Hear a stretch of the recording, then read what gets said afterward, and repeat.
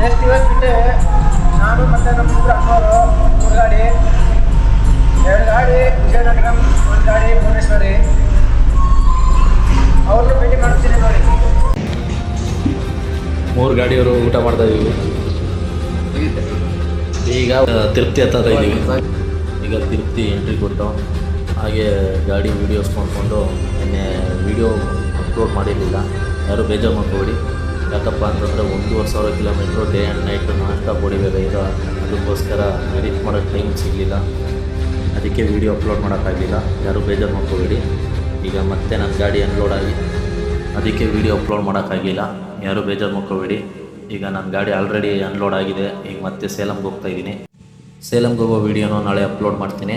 ಈ ವಿಡಿಯೋ ಏನಪ್ಪ ಅಂತಂದರೆ ವೈಜಾಗ್ ಎಂಟ್ರಿ ಕೊಡಬೇಕಾದ್ರೆ ಸನ್ರೈಸ್ ಆಗ್ತಾಯಿತ್ತು, ಚೆನ್ನಾಗಿತ್ತು ಅಂತ ಹೇಳ್ಬಿಟ್ಟು ವೀಡಿಯೋ ತೆಗೆದಿದ್ದು. ನಾಳೆಯಿಂದ ಮಾಡೋ ವೀಡಿಯೋ ಪ್ರತಿ ಒಂದು ಅಪ್ಡೇಟ್ ಕೊಡ್ತೀನಿ.